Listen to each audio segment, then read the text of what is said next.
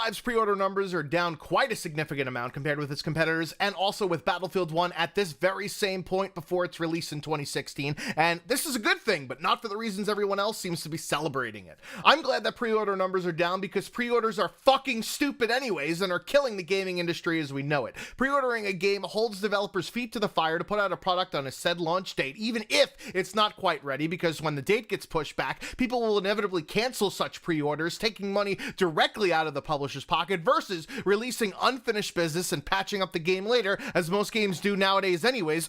No Man's Sky. Because then these companies actually have your money. It's easier to cancel a pre-order than to get a refund for the game after launch, if one is even possible at all because of shady business practices. So pre-ordering a game, unless you get the chance to play a beta, demo, beforehand is an idiotic idea.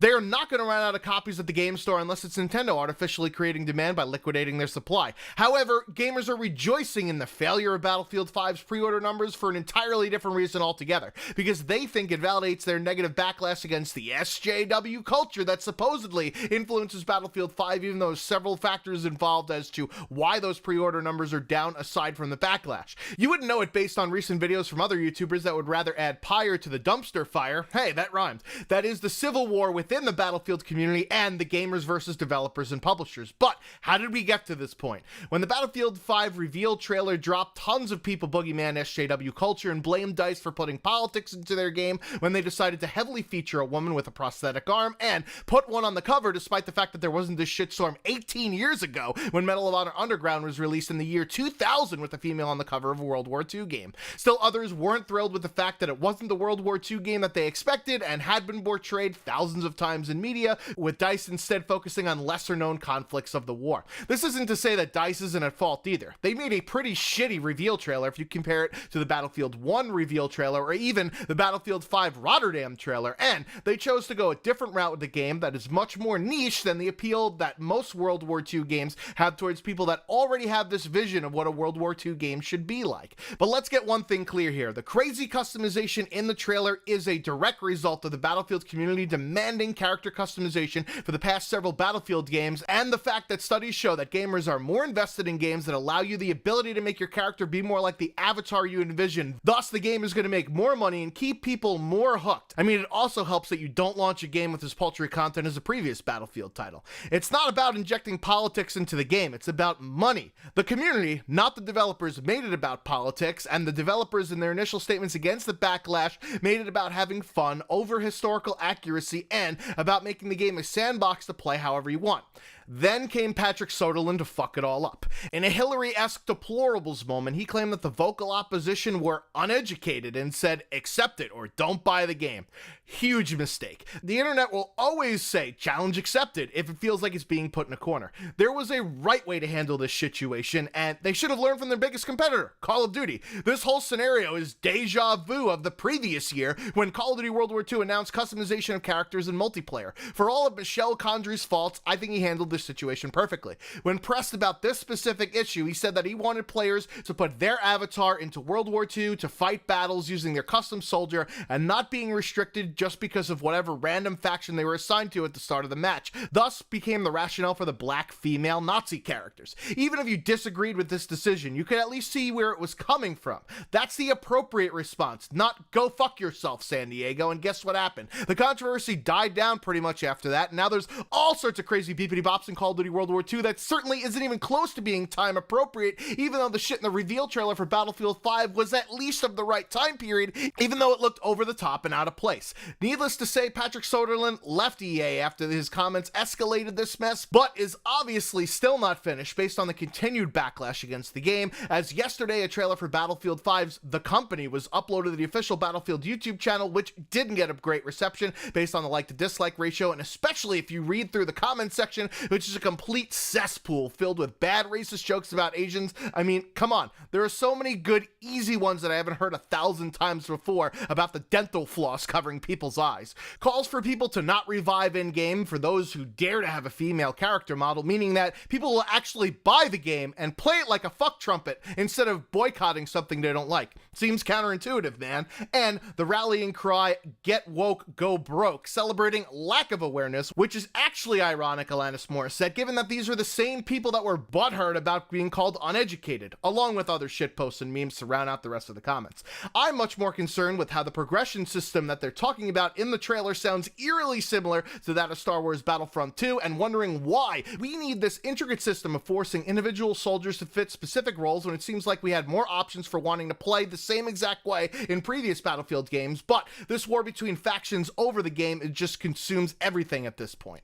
So yeah, there's a lot of blame to go around here, as EA and DICE didn't make a good reveal trailer and didn't handle criticism correctly. Tons of gamers were quick to boogeyman SJW and political correctness culture for the design decisions instead of realizing it's about the money, honey, and now people are calling the game a failure when most haven't even fucking played it yet.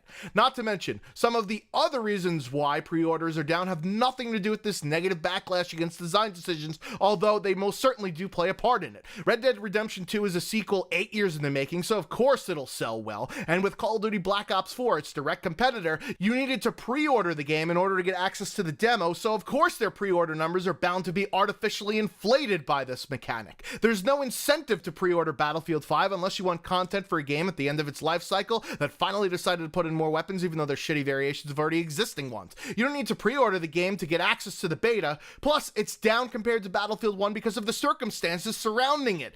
Better reveal trailer, plus the competition that year was Infinite Warfare, the most disliked video game trailer of all time, and the fact that Battlefield 1 was a shooter with a setting that hadn't been touched by modern AAA developers all meant much more hype and excitement. All of those reasons combined are why the pre-order numbers are down, and sorry, they don't line up with the current narrative that people all around YouTube are peddling that this game got killed by SJWs or is DOA. EA and DICE fucked up, and it's more about their presentation and bad public response than their design decisions, because you know they weren't gonna just up and change the fucking game because some people got their dog whistle on and decided that this is the hill that they were gonna die on. I can't believe people are more up in arms about this than the one that Call of Duty created with continuing to segregate the community with paid-for season passes, or questioning how the company progression system smells a lot like Star Wars Battlefront 2 with its pay-to-win elements. I'd rather die on those hills than the ones that the community seems to be willing to. And no, they're not going to implement a customization on-off switch because that goes against the whole point of having these customization options in the first place. And that goes against gaming psychology with being able to show off how cool your character looks, as well as making others envy your sweet dress-up in an FPS game skills, thus increasing investment both in terms of money on micro DLC and time spent in the game based on aforementioned studies. By the way, I also understand some people wanted a more mainstream World War II game, and this certainly isn't it. Untold Stories of World War II doesn't sell as well as Storm the Beaches of Normandy or dig in with Operation Barbarossa. If the game wasn't what you were expecting, then it's understandable to not buy the game, but I'd rather not play the same shit for the umpteenth time. There's a fine line to walk between realism, historical accuracy, and suspension of disbelief for making a better or more entertaining game. Battlefield 5 already does this with unlimited parachutes, sticking needles into dead bodies, or holding hands in order to bring them back to life, randomly pulling sandbags out of your ass in order to fortify an objective, but having a woman fight next to you is too much? I just don't get it. Why is this the magical demarcation of the realism that is not sacrificed for making a better game? I hear the trope, women weren't on the front lines all the time, but who the fuck says that this game is supposed to be a depiction of the front lines of World War II? I mean, DICE themselves even said that they were going to do more unknown parts of the war. So why would you think that this is supposed to be an accurate representation of the front line of the war? Some people think that the customization makes it not look like a World War II game, but if we're going to lesser known conflicts and potentially places where fighting broke out between non-uniformed civilians under occupation against those people that took them over, wouldn't people not be wearing the traditional garb that you'd expect them to? Immersion is not the same as realism. Feeling like I'm part of the setting with the landscape, weapons I'm using, the feeling of chaos with 64 players in a match, that's immersion. That isn't the same as being a historically accurate nil sim, and people confuse those two terms.